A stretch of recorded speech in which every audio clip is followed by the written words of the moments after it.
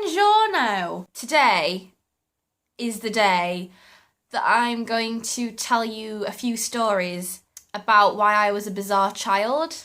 I did some pretty messed up stuff as a child, and I don't know why. The first story I would like to share with you guys is, when I was 7 years old, I brought a knife into school. Before you guys think that I was some psychotic child that wanted to stab everyone, my dad used to be a carpenter when I was little, and he had these weird oval-shaped pencils that never fit in any pencil sharpeners. So to sharpen his pencils, he used to use a Stanley knife.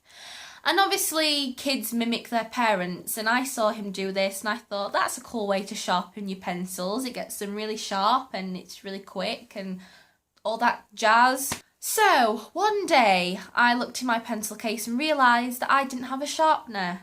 And so I just decided to borrow one of my dad's Stanley knives, thinking nothing of it. About halfway through lesson time, my pencil goes blunt.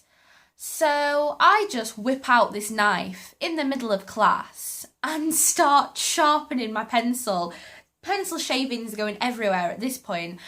And as I look to my left, there is the assistant teacher just staring back at me in utter horror, as I just have this big long blade out and I'm just sharpening my pencil with it like it was nobody's business. And I don't know why she was staring at me in particular, so I just smiled back at her and continued to sharpen my pencil and then carried on with my work. I get home that evening and my mum sits me down and she explains to me that the principal rang her up at work and told her that I had brought in a knife to school. And I had to tell my mum that I didn't have a pencil sharpener that day, so I brought a knife instead. She had to explain to me that bringing the knife to school was dangerous, and, you know, although my actions towards it was completely innocent, it might look a bit bad, I don't know. It was a school environment, obviously you can't have knives, blah blah blah. So she did see the funny side to it though, and she still likes to bring it up occasionally.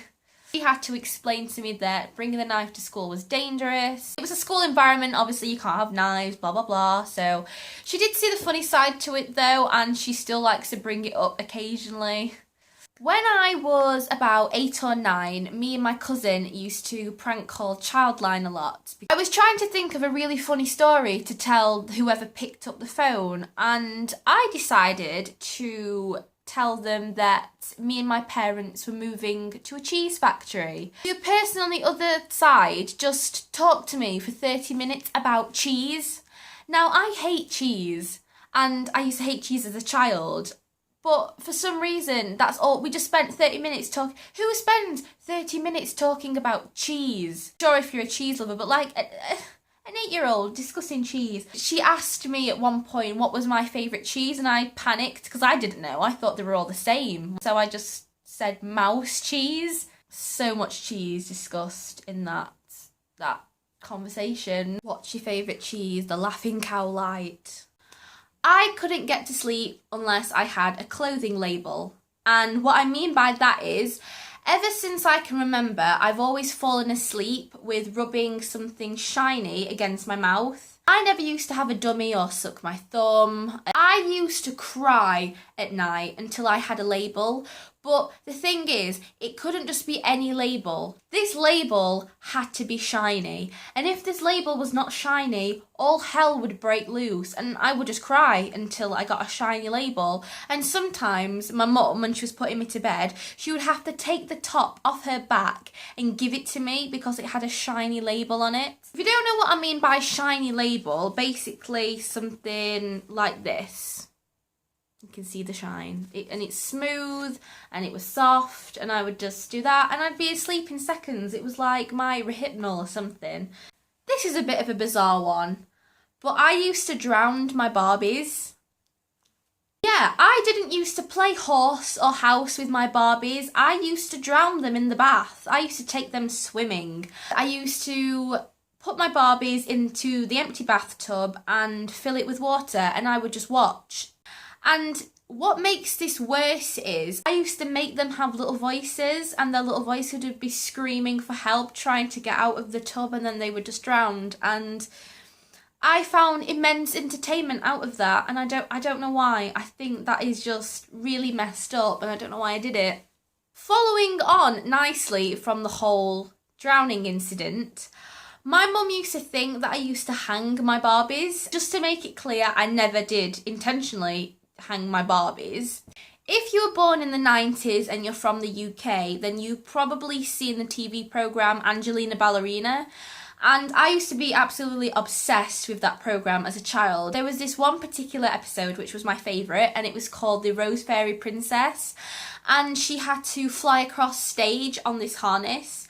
So I used to reenact that with my Barbies, and because I obviously didn't have a harness for my dolls, I used to get the dog lead and I used to attach it to their neck because it was the only place that would give like a proper grip. I'd sit on the banister of the stairs and I'd just swing my Barbies from side to side, and I'd be humming the music, and my mum would walk past me and give me this really weird look, and she wouldn't even question me at this point. I think she already knew I was a strange kid, so she just let me be. It kept me quiet. So the last really creepy thing I used to do as a kid was I used to enjoy drawing a lot as a child, but I didn't used to draw the typical things such as houses or animals. I used to draw picture stories. In these picture stories, I used to draw characters falling off of roller coasters or falling off of cliffs or getting hit by a car. Luckily, I grew out of all of them weird things, otherwise I would probably be in an institution right now. I don't know if sharing these stories was the best thing to do, because a lot of people now probably think that I'm some just really messed up person that needs to seek medical attention, but I can assure you I don't do that anymore, because if I did, I don't think that I would be allowed out of the house. I hope you enjoyed this video and didn't get too creeped out by it. If you did like it, then please give it a thumbs up, because that would always be nice. So I will see you next time, whenever that is. If I don't, it's probably because I'm in an institution. Bye, guys!